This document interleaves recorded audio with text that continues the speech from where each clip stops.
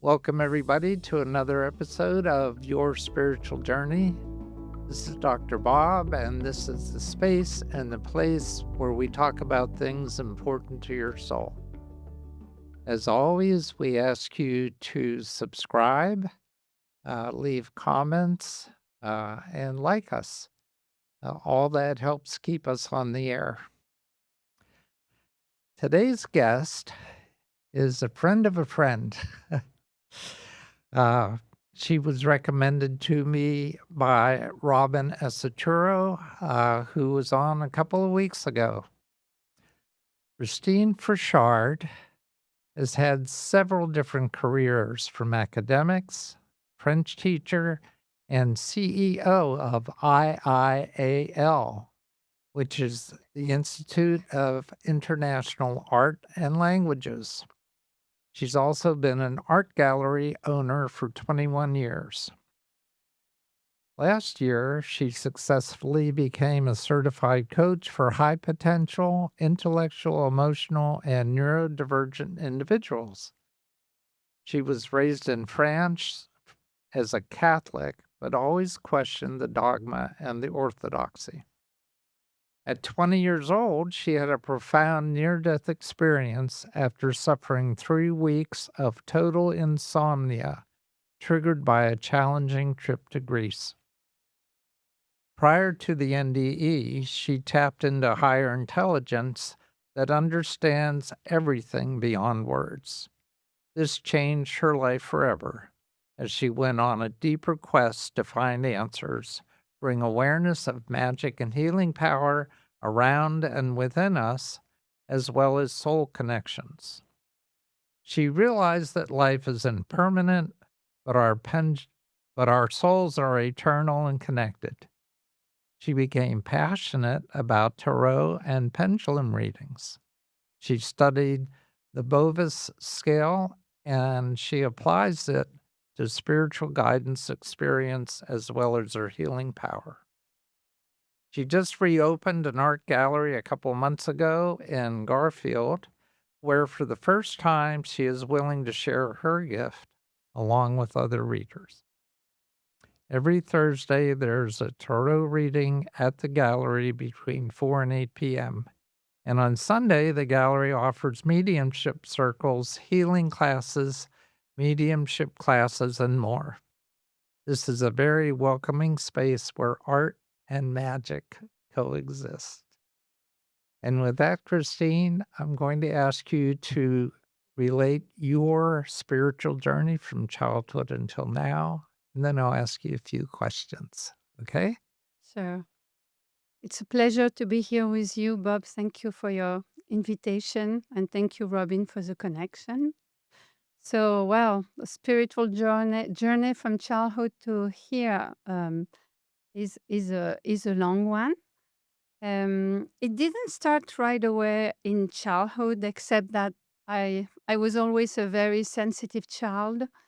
And I feel like I grew up in a village in Champagne region, and I feel like with my sensitivity, I was not completely emotionally supported by my family environment.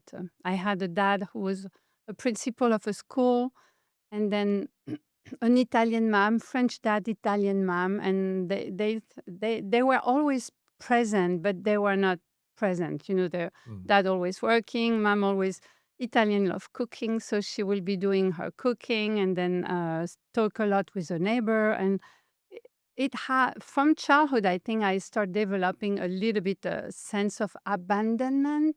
Oh. Were you an only child? No, we were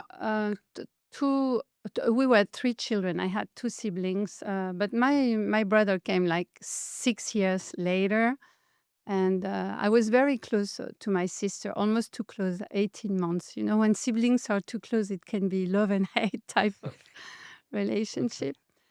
Nevertheless, I was born and raised Catholic. Catholic. I did my two communions, and you know, it's something fun that the Catholic do in Europe, but apparently not in America. But when you receive your confirmation, Mhm. the priest slap your face. Oh, no. Yes. I mean, it's not a violent slap, but it's Yeah. like, you know, it's a little slap, not painful, and then the Holy Spirit is taking form under that slap. Oh. Get it? Yes, I'm getting it. Boom. And that day was very special for me because the priest at this time, Roger Valentin, was someone who was above a priest. He was also a philosopher, and at time he would also question his own faith. He was a very intelligent person, but he was doing a lot for the community, for the children around. He will organize evening in his house. He will have a game. He will offer some theater courses. He was almost like a priest social worker type. Yeah. You see, so we were very close to each other. And the day he did my confirmation and slapped my face, he paused and he looked at me and he said, "Christine, I feel like God is going to talk to you." And I was shocked. I said, "Why do you say that?" He said, "Just I feel God will talk to you." So this struck me at that time. Yeah. And so I was not a Catholic non-questioning. I was always like the splinter in the foot. He will take me to Catholic groups, and I will be always questioning, and the orthodoxy, the too easy answer from the holy book Mhm. were not satisfactory for me.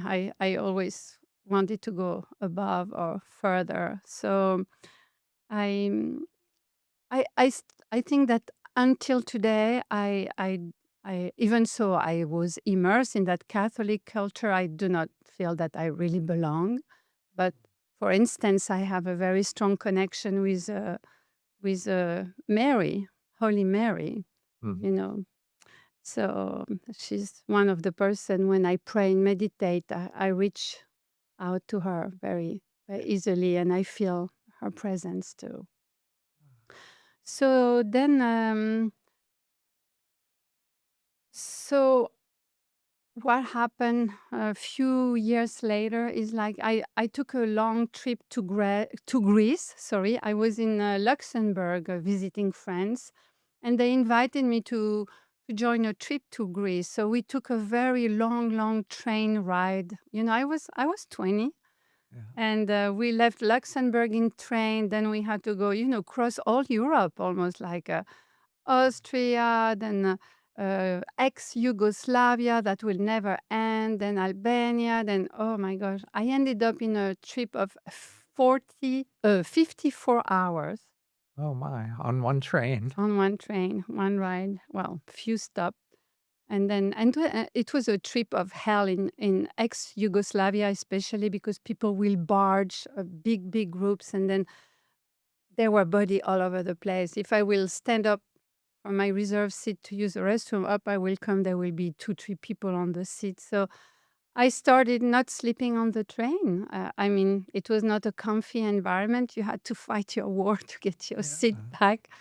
And when I arrived to Athens, I was exhausted. And finally, we took a hotel room, but it was overly hot. It was burning hot. We went in August, and I couldn't sleep neither because there was no air conditioning, no fan. It was just like sleeping in an oven, you see. Yeah. So then we took a boat to go to the Cyclades island. So we started with Paros, then we went to Naxos, Mykonos, and when your body starts being off the hook, then you keep going because also I didn't know the set. I didn't question enough, I guess. We were roughly sitting with sleeping bags on a rocky floor of camping ground. Not even a tent, nothing. It was just so rustic. They just had the mat, then the sleeping bag, and no tent. The more beautiful sky I've ever seen in my life are in Greece. And it's very rare now in America to find black skies. Right. So I was lying there contemplating this amazing sky and all the stars. And I've always been fascinated by astrology, astronomy, and my mind was wandering, and I was in awe, so I will not even let go, because I think that I didn't feel protected without a roof above my head. And voila, I had this amazing movie theater. And so I start having physical manifestation of my insomnia. After 1 week, I couldn't open that eye.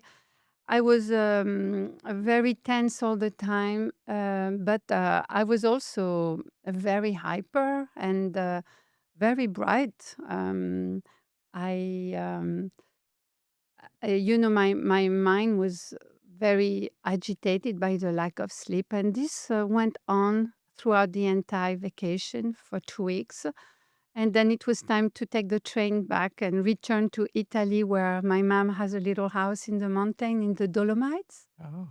So when I stopped at home after a return that was very long, but a little bit less than the way to Athens, I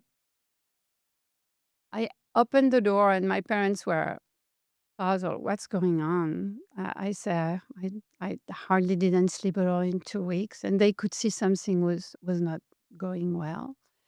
So then one night we went to a little outside discotheque in a village where the Italian will dance, like a little terrace in the mountain, and they had like a DJ, and I danced with my sister, and I met a handsome man called Claudio, long curly black hair, and I was 20, he was about maybe a little bit older.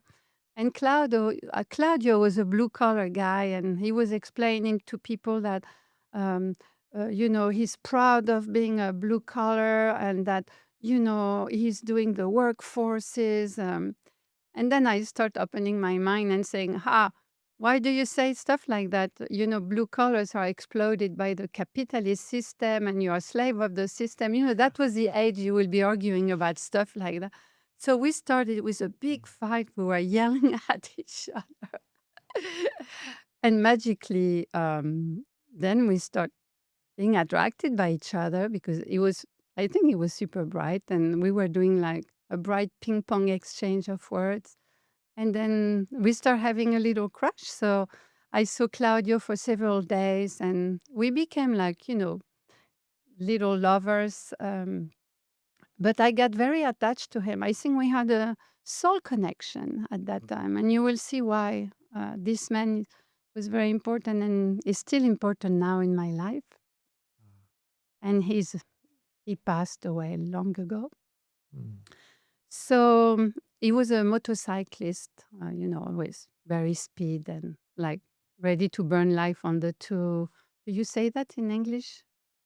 Burn light on the two, Oh, on both ends? on both ends. There Yeah. we go. So then we went back to France with my Italian uncle, Giorgio. This is important in my story. Giorgio is a very soft spirited person, and very very religious, but not in a orthodox boring way, the real face. Yeah. And we went back to France with his family, him, his wife.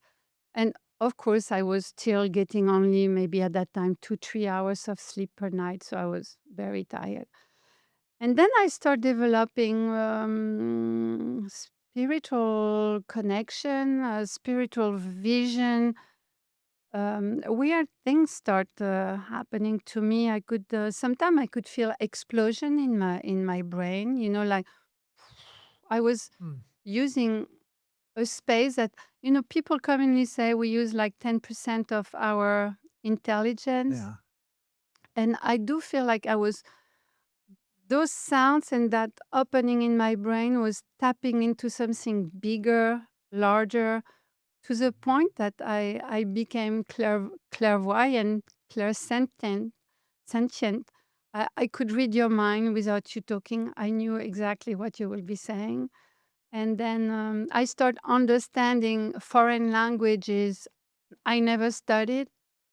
I start um, understanding religious symbol that I never studied before. For instance, with Giorgio, my family, we visited the native home of Jeanne d'Arc, Joan of Arc, Oh, right? yeah. Don Remy La Pucelle. And in her tiny little room, there were Latin scriptures all over the wall. And I did study a little bit of Latin, but not in a way I could be like a translator, So he asked me, "What do you think that mean?" And I was puzzled. I start reading in Latin and I translate the anti-room with a lot of ease. And then I remember I start talking for 1 hour about the symbol of the peak of a church, with a rooster, the how do you call this? The steeple? Steeple, the steeple. So I was tapping. I believe in this superior intelligence, this universal intelligence that we all have access to, but we don't know how to tap. Some people do. I believe that the people who do are sometimes born with that gift, or sometimes they develop that gift. But if I think about people like Leonardo da Vinci or Einstein or other genius, I think those people were tapping into that higher intelligence. And what is a higher intelligence? It's just your direct connection to God or the above, or you can give other name. You can call him, Sheila, or sorry, Shiva, Hala, wherever Zeus. But that said, so I was into that, and I start scaring people. Wow, Christine, you are so bright. What's going on? You are so smart. What's going on? And I will be very annoyed to see that people will not understand me, and maybe will be at a lower level of understanding. And since I was still not sleeping at time, I will be a little bit aggressive verbally. Mm. I mean, just irritated. Yeah. And so with Claudio, I had those big, big energetic pulls, like a strong telepathy. So sometimes people will talk to me and I will say, "Not now, I'm with Claudio." And then I will really feel a channel. But if I had to give a materialistic space, it was almost like the size of a tunnel coming from my head and going to him. And it was such a magnetic pull that when I was tuning to his energy, it it took me a while to untune. It was just like a magnetic field that that that was very strong. So that was my way of telepathy, because he was in Italy and I was in France and I was still very in love with him. So then one day I was on my sister's bedroom on the bed, and I start having this um, spiritual um, trip. I went up, up, up, and I saw. It's a little bit like a stereotype of the. I don't know if it's a stereotype, but I saw that like when you go to the other realm, it's like there is a layer of many people according to their spiritual awakening, and what they accomplish on earth and how they liberate themselves from pain. So the first step was maybe people who had hard type of life or suffer, or made others suffer. So they will be agitated and constantly going back and forth with other realm on earth, but not a complete detachment. And then they will be uh, I don't want to spend too much time explaining, but there will be, for instance, regular people, then there will be a philosopher, artist, and there will be spiritual, then there will be angel, then archangel. And I felt strong, strong connection with Jesus when I went on, and I know that was him. I felt all the love in my heart at that time. I felt connection with other spirit who wanted to enter in contact with me too. A dear friend of mine who passed was a poet and an amazing writer. So I find him there. I reconnected to a few ancestors, and then I kept going up. And then I wanted to see God. And then I did something very stupid. I show him a provocative image, and then God put me behind. I saw flame. It put me in front of him with a smile. He said, "Did you get it?" And then I went, "Tuk, tuk, tuk, tuk, tuk," Yeah. went down. And then I was, that was so strong. Things like that were amazing. And so one day I was still fighting with my sleep. The Italian family was sleeping in my bed. I was in the living room. That was not a comfy place because it was kind of open. And this is a day.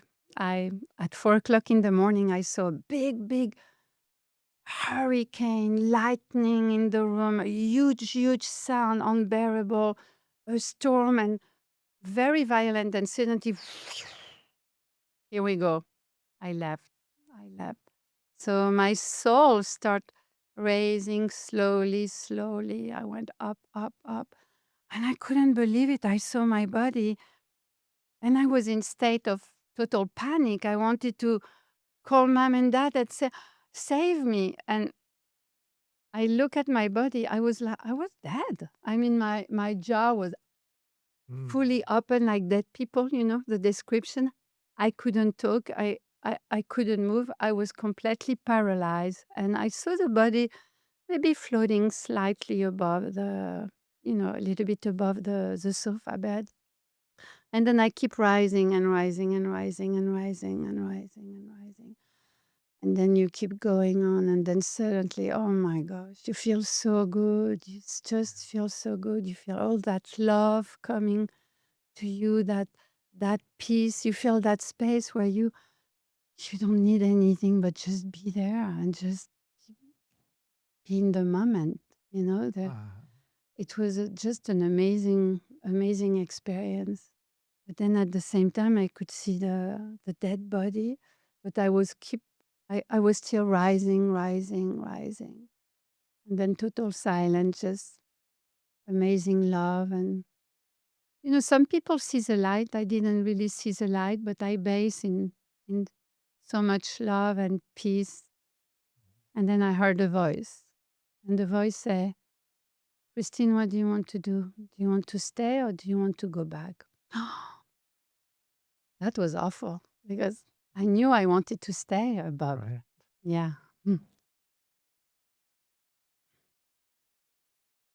So obviously you came back. So So then this is where Claudio is taking place. So I said, I cannot leave that dead body to my parents. I'm too young. And then I was not sure that my soul will go completely back to my dead body. And I was afraid maybe I will leave a crazy body on Earth, which means a body that is still mechanic, but my soul is there. yeah. Do you see what I mean? Uh-huh.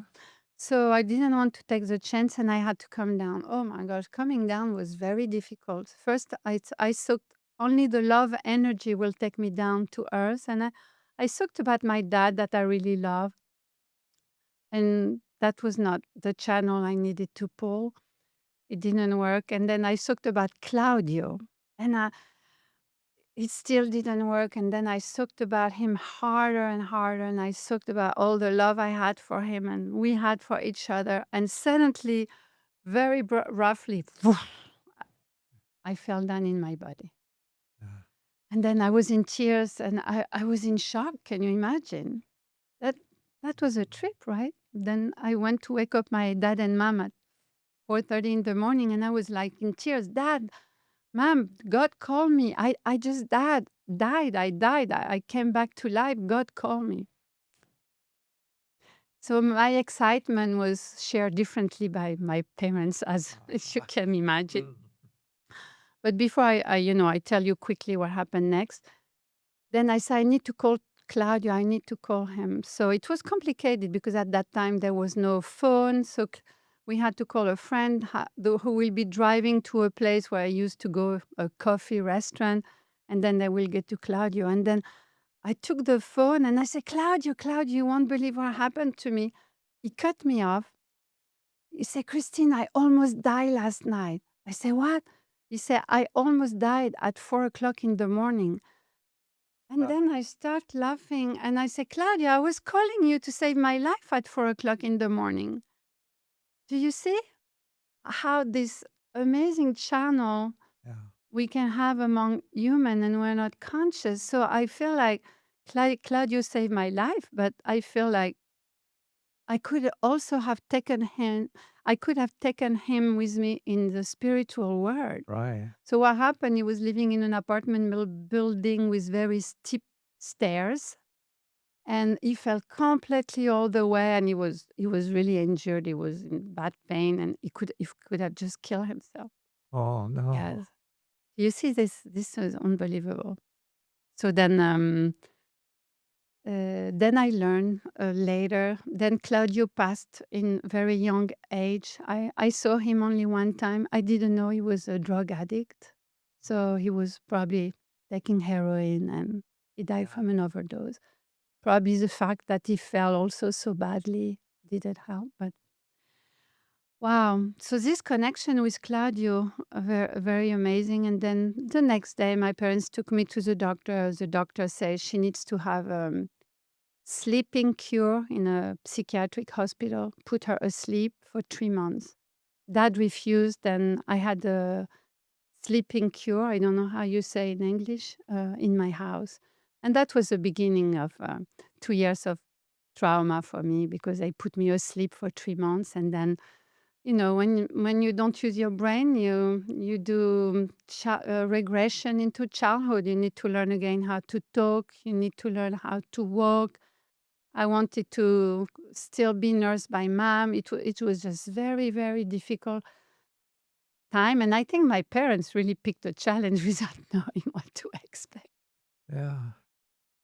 So, And then I so, was, oh, sorry. so was that putting you in a coma for 3 months? They were inducing me no, not coma. They were giving me a very high dosage of medication, like lorazepam or stuff like that, but very, very high dosage. I was injected in my cheek. It was so painful every time the nurse will be coming, but they put me asleep for three months. And then, after I had to relearn everything, relearn to think, relearn to talk, then I had tons of medication, then neuroleptic. It was awful. 2 years of that, and then I went back to normal. So that was tough. Um, the payment of the trip was tough on the human realm. For me, it was a blessing, but then I was treated in such a harsh way. I kept it for me for so many years. I hardly never talk about this experience, because it was beautiful and painful. But then slowly I started sharing with very few friends. But when you tap into that realm at 20, then you question why this happened to me. But I think that it's just a way to understand how you can stay connected to that Yeah. that realm.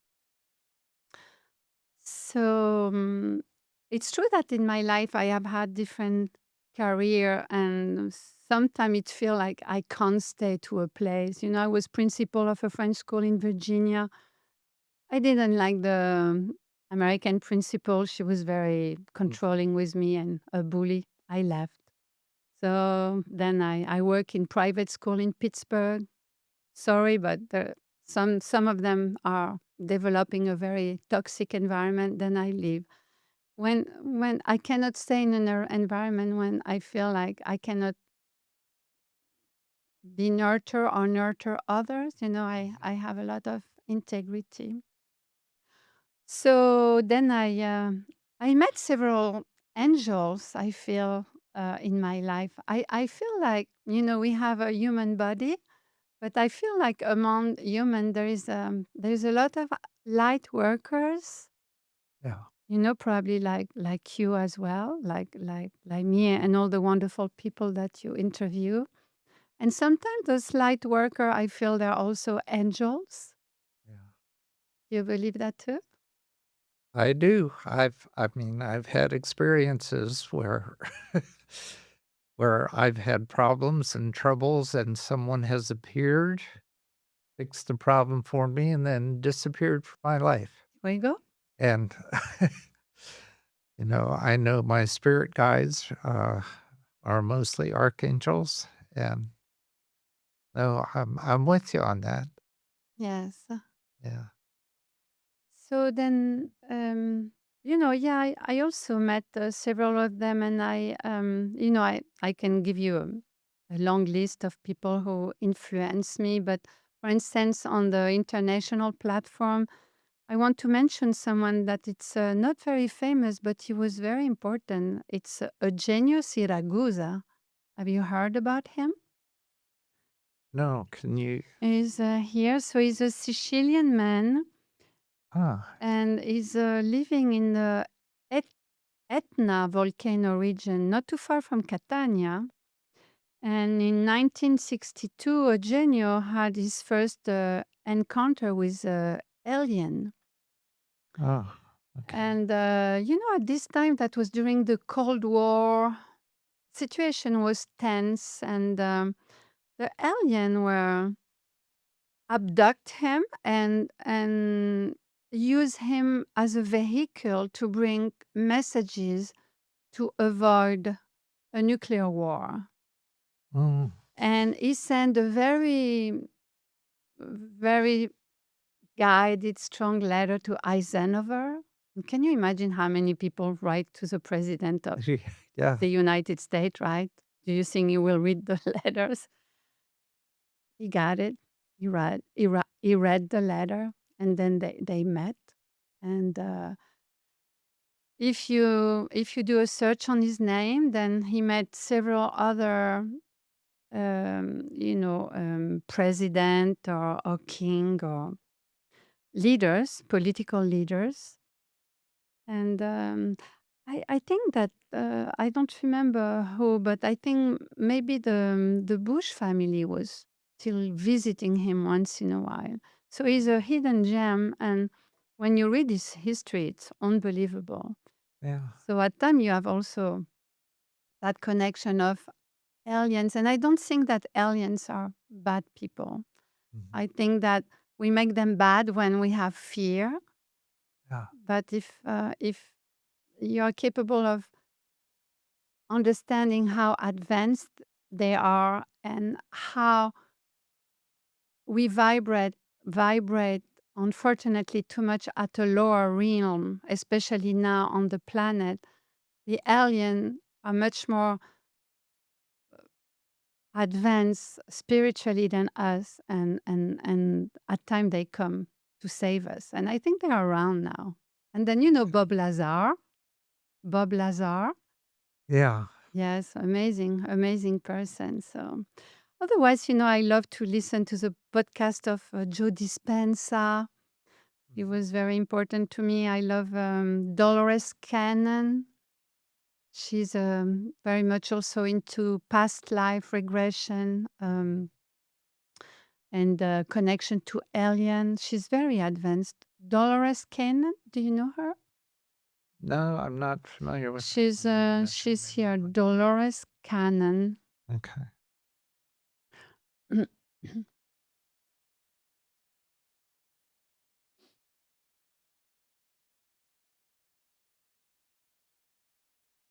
Yeah, there are so many, it's hard to keep up with I everybody. know. I agree.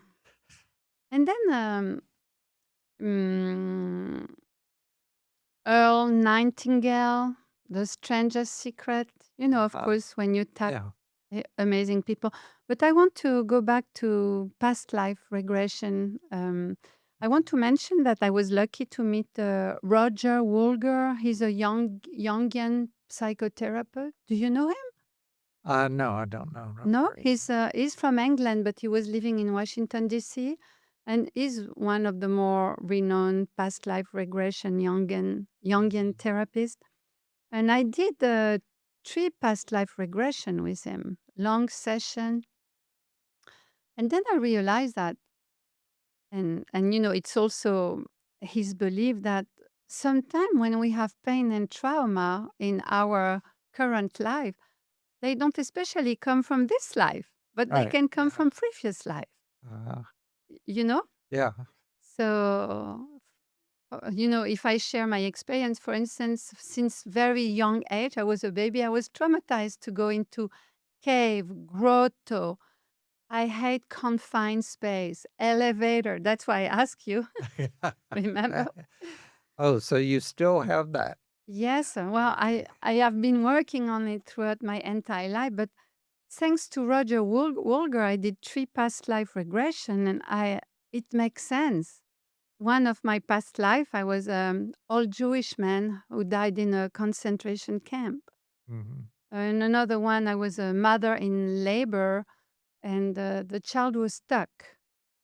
The child died, I died. The other one, I was um, I was a noble in the court of England, and I was in love with a French knight. That was during the 100 years old war Well, between yeah. the French. It never lasts 100, but we call that like that.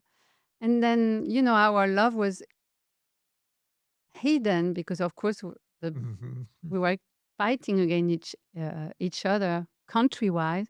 And then when they discovered our love, then we were both buried alive.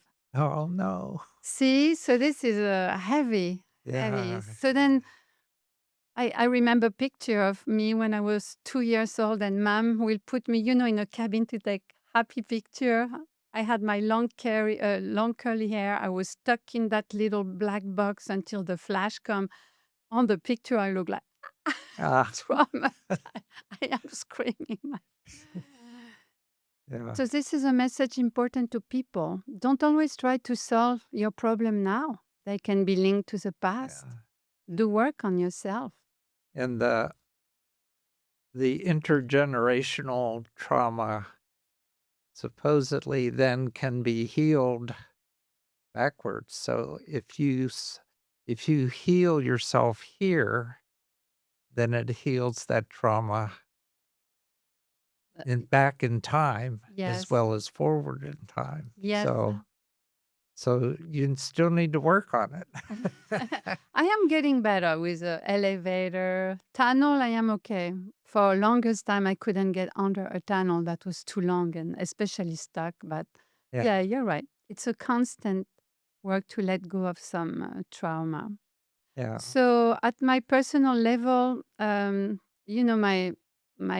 think my spiritual gift will be.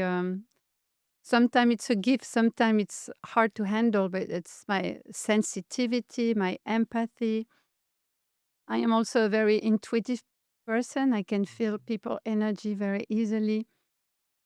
And then I was told many times that I have healing power, and this is a cute story of. But I was afraid. I didn't know how. I never took Reiki class. I didn't know how to share my. And one day I was bold. I printed tarot card plus healing. And then I got a phone call from a Russian engineer. Christine, I got your card here. So you are a healer? I was like, um, yes. Can I come to you? And then he explained to me that he had a bug in his brain, something like almost like something snapping at time, like a computer glitch. yeah. And this was happening in his brain. And he has been working with neurologists, psychiatrists, different doctors from Russia, from the US. He went to see several healers and nothing worked. I say, okay, we can meet. And then he came to my house. He lay on the sofa. I had absolutely no clue what I was doing, Bob. No clue. And then I start putting my hand over his body and slowly, first you try to control your mind, and this is the wrong direction. Then you just start letting go, and you feel about the energy. You let go. And I spent 30 minutes on him. At the end, I felt drained, but I felt like I did the best I could. He left. 1 week later, Dimitri called again. Christine, what did you do to me? I say, what's happening? I feel good. What did you do to me? You got it out. I say, I'm so happy. But then I got so sick. I lost my voice for 1 month. Uh-huh. And so after doing some questioning with my, spiritual partners, and I ask also Robin, and they come to the conclusion that there is, first, you need to protect yourself when you do a healing, and I didn't. And secondly, you also need to get rid of a sense of guilt. And apparently, in one of my past life, also, I was hanged as a witch, maybe during the witchcraft in France, during Inquisition period. I had a lot of, and maybe being born and raised Catholic, there is a lot of fear expressing myself.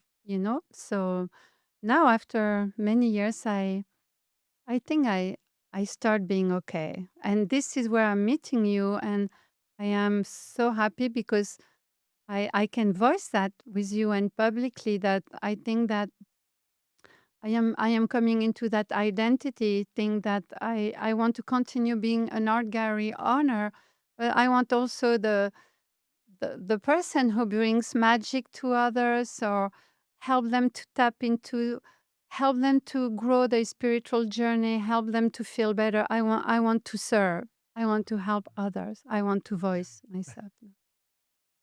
Yeah, that's wonderful. Thank It's you. a it's a good place to be, isn't it? Yes, very good. And I want to say Pittsburgh has something magic. Do you Yeah. know that? Well, why don't you talk about what happened recently where you tried to go back to France? Oh my gosh. And why did you try to go back to France? So, our mind sometimes play tricks to us. That's why I think sometimes it's not the best thing to follow your mind, but you need to follow your heart and follow your soul. So for 20 years, even more, you can ask everybody around, I want to go back home. I want to go back home. Because all my family is there, dad and mom, sister, brother, niece. I am the only one in North America. And I have been almost harassing my children, but it was never the time. And one of my daughter, Sarah, doesn't want to go to France. She loves America. She's very American. But the other daughter, Lulan, lives in Europe. So I have one there, one there. And I was like, let's try to be at least all of us on the same continent, right? If we Yeah. can.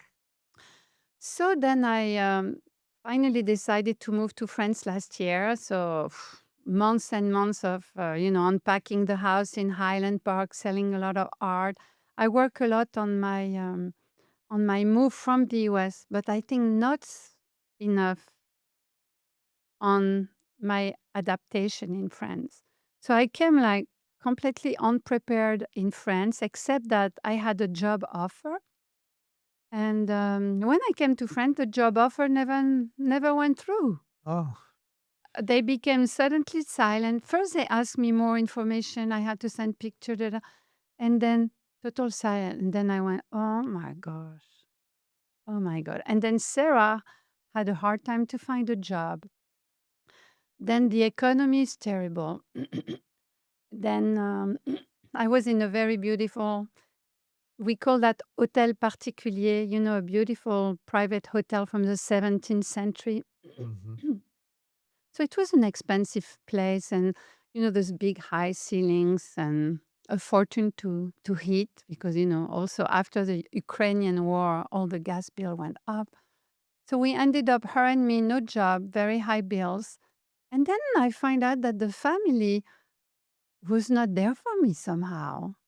Oh, My sister decided not to talk to me for 1 year because I was in the same city of her. It was just a little bit weird. And then my brother lives in Germany, but he comes once in a while, and I have a good relation with him. And then mom and dad, I will go help them every weekend because mom now is handicapped, and so I feel like I serve a lot. I did a lot, but the darkness in France and this apartment. was next to the cathedral. When I came, they dig and they find necropolis, like graves all over the place, even babies' graves, and that beautiful apartment. I was looking at my cats, Bob. They were like, Oh, I knew it was haunted. There were spirits all over. And I think a lot of sufferings, next to Catholic cathedral, a cemetery, maybe sicknesses, maybe black plague. I just felt that energy. yeah. And then I don't know, French people are not as friendly as I thought, and I change, friends change. I my toilet broke, so I had to wait 3.5 months for a repair. Do you believe that? Ah, Yeah. So some of my friends had a broken car that needs reparation. They will be waiting 4 or 5 months. It's normal there. You go to doctor office, there is no restroom because they don't want to pay a cleaning lady, and there is no secretary.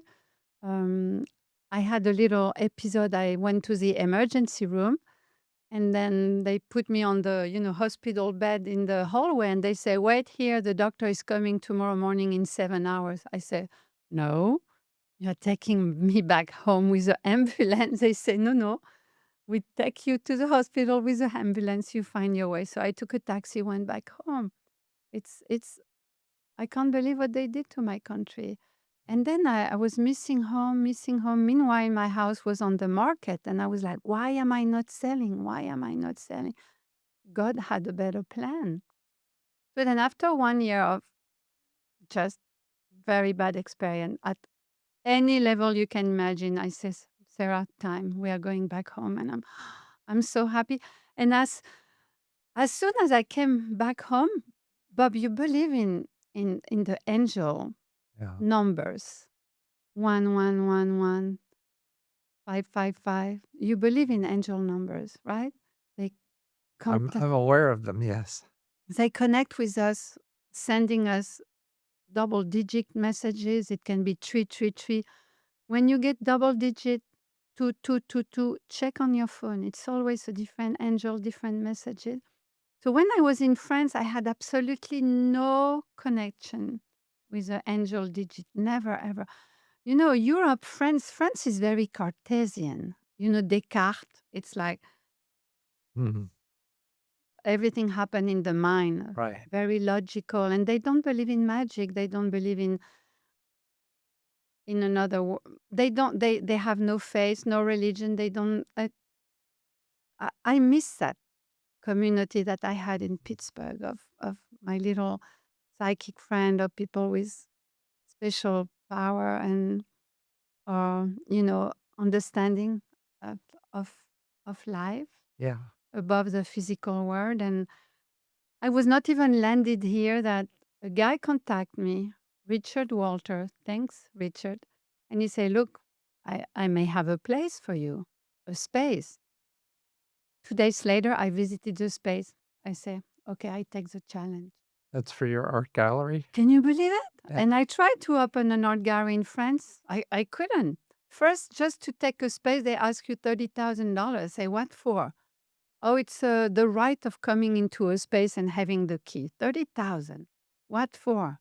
See, so many taxes. They 55% of taxes also in France. 55. That's huge. Yeah. Imagine. So then I was not even landing in Pittsburgh that already I had that space. And the space is on Penn Avenue, 5005. It's another Uh, angel number, very good number. And it's Cristine Frechard gallery now, but I am slowly transforming that space into a spiritual art salon.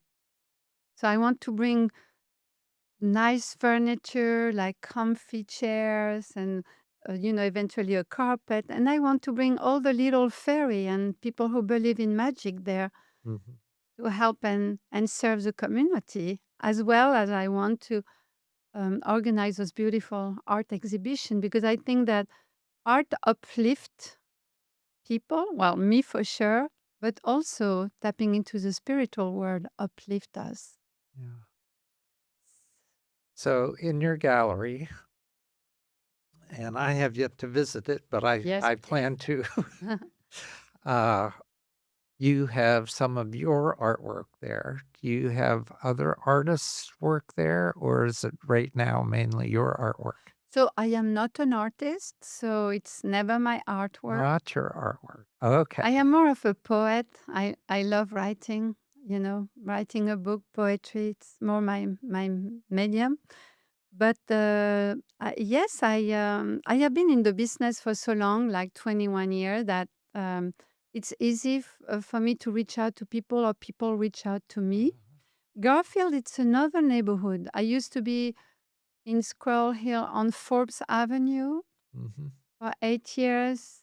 And then for me, it became a little bit Chinatown. I'm sorry to say that, but so many Chinese students. It was not the same clientele than before. And I decided Yeah. to close. And then I went to Lawrenceville in a beautiful, luxurious gallery. And I met a new friend, Judy Vojanis, that is an amazing patron of the art. And thank you, Judy. She helped me maintain a strong business for maybe six years in Lawrenceville. And then I closed, and then this is where I decided, okay, time, to move back to France. But Garfield is not Lawrenceville, it's not Squirrel Hill. Garfield, it's more of a bohemian, artistic crowd. You also have, gender identity people. You have much more you have a biggest variety of people there. Uh-huh. Not always the social demographic that I had, in Lawrenceville or on Forbes, but I think that crowd may be much more open also to, the little spiritual corner that I want to develop. Yeah. So, okay, so you have your gallery and you have your plan. So where are you in the development of that plan? So I start partnering with other people I trust and who have clairvoyance gift or spiritual gift. I know that I have to be very discriminatory because within some of the light workers, you unfortunately also have some corrupted spirits. I don't know if you notice that with time, but some of them can be a little bit messed up. Forgive Yeah. my French, but so I am working with people that I really feel luminous and who has a drive and who wants to be with me on that boat. So you met Robin Aceturo. Robin has been an amazing friend, and she helped me also to grow spiritually. The good news is Robin is going to move away from Chicago, coming back to Pittsburgh. Oh, she is? Do you believe that? I'm so That's happy. wonderful. I am so happy. So we talked yesterday on the phone, and she will be also involved with the gallery. And then we'll talk about Pittsburgh, Bob. You need to help me to think to come back about the magic of Pittsburgh. Mhm. So then there is a Sarah Sachs. Sarah is an established medium. She's also a teacher at Lilydale. Sarah is just a fantastic person in mediumship. So I have had mediumship circle with Sarah, and I will say 95%, she's spot on. So we just had last week a mediumship, no, 2 weeks ago, mediumship circle with Sarah, and we had 7 people. Uh-huh. And then she goes, "Ah, this is a message from Grandma for you. Grandma just passed away, isn't she? Didn't she?" Then the man say, "Yes." "Oh, you come from a family with a lot of children, right?" "Yes, that's correct." And then Grandma wants you to know you were kind of the favorite. Did you know that? And then I could feel the tears coming out of the man's eyes. Yeah. but he repressed it. Guess who started tearing up? Me.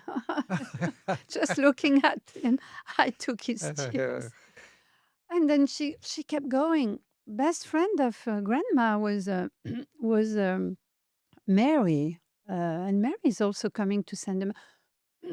Unbelievable. Sarah is like that, so very specific. So this weekend, unfortunately, it's not going to be on the podcast anymore. When the podcast will be live, but um, um, she's going to do a mediumship class teaching Yeah. us how to tap there in order to connect with Mhm. some people in Yeah.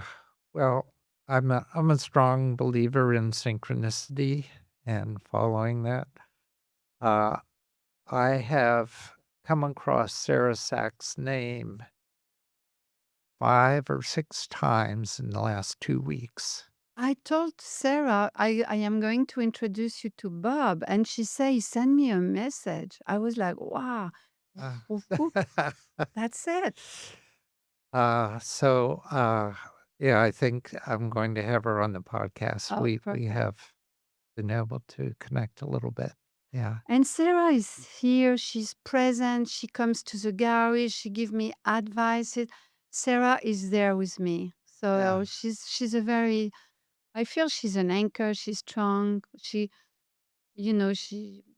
the one who suggests you need to start bringing furniture to make a cozy corner. And then I get the idea, spiritual art salon where people just feel comfy, they Mhm. chill, and then they have a reader, they have a medium. And then I met recently another woman that Sarah recommend, and her name is Robin Freeman. Oh my gosh, amazing woman. Mm.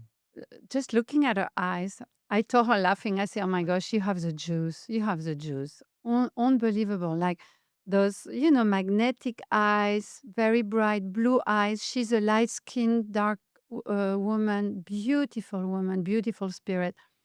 So I just interviewed her last, maybe 2 days ago, and we connected. And she wants to be part also of my space. Yeah. So then there's another person I want to mention. It's Paul Medinger. He's the current artist of my ex- Mm. exhibition. Okay. And Paul is already established. Do you know Paul Medinger I don't. as a very strong healer? Mm. I have never seen that. Paul came to the gallery to meet me. And, I always have stick nerve and I still suffer a little bit insomnia. And will sit in front of me. He will put his hands like that. Christine, don't move. And then I go, and just knock you out. Just you feel this amazing, you feel good. I became calm. And he said, well, I'm going to stop because you need to drive your car home. And that night I slept like a baby. Paul is an amazing healer. So Paul is going to give a healing class November 30 at the gallery for 3 hours.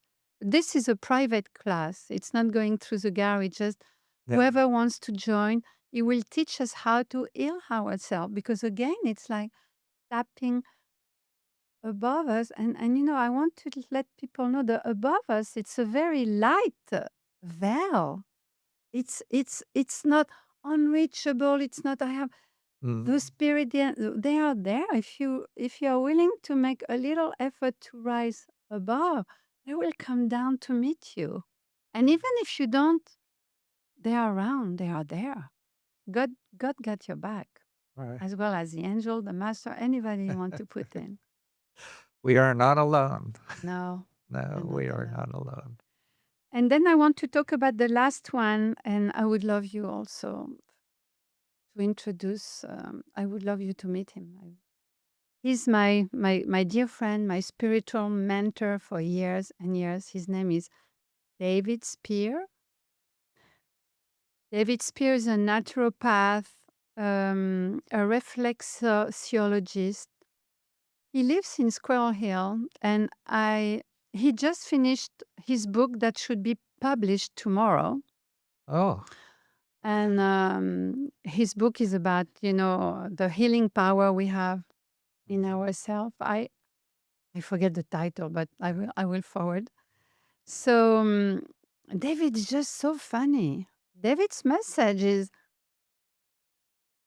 there is three things he speaks like that you need to do to stay fit, healthy, and Yeah. and alive. First, salt. For David, salt is very important, and he recommends a French Celtic salt or fleur de sel. Then he says fun. We need to have fun. Our stomach was made for laughter. Look at baby. Babies are always like laughing. They're happy. And then his book is about cultural damage. Then cultural damage from your environment, from your family, from school, from society, then from sibling bullying you. So this is where, from the laughter, the tummy of the baby, you go from the cry, from the sibling bullying you or dad and mom being unfair or not listening to you, then your breathing goes to the thoracic cage, and then you block it, then you start crying. And for David, everything is energy. You can heal yourself with energetic field, and he has so many amazing technique that I think David has to be known in the world because he's a fun person. And then he said, you need to stop living in fear and adrenaline, but live on faith and joy. Yes. Yeah. Okay. Well, you're going to introduce me to all these people, right? Yes, Yeah. for sure. You will be busy, Well, not Bob. the word. So at this point in our podcast, because we've run out of time Oh, wow. Already already, 1 hour. yeah, uh, it is a time where I allow the guest to leave the audience with a few words of wisdom. And you're ready for that. Good. Yes, and before that, I want to say that the Gary will be welcoming for anybody coming anytime, but we do have a tarot night every Thursday from 4 to 8. Every Thursday, 4 to 8, people can come. Okay. So Can they come anytime between anytime, 4 and 8? yes, They don't. anytime. But text Okay. me before 412-284-3955 so I know you're coming and I will be Okay. ready for you. So my wisdom word will be, and this is what I say to people who come to me for reading. Align with your heart energy. Your heart never goes wrong. Your mind is a monkey mind. Your mind makes noise. Your mind tells you story. Your mind convinces you of things that it's not even made for you, like me moving to France, for instance. Align to your heart energy and remember, we have three realms: the body, the mind, the body with a heart, the mind, and the spirit. The soul has to be nurtured because your soul is immortal. You are a soul in a human body, not the opposite. You're a soul in a human body. So, learn how to let go your worry, your anxiety, connect to your heart energy, and nurture your soul, especially the non-believers. Tap into that magic. You will see that that will bring magic to your life. Well, thank you so much for being here, Christine. Thank you so much for inviting me, Bob. It was a pleasure. It's a joy to know you. Me. So, audience, as always, take what resonates with you and incorporate it into your life and put the rest on a shelf until you're ready to deal with it. And until next time, this has been your spiritual journey.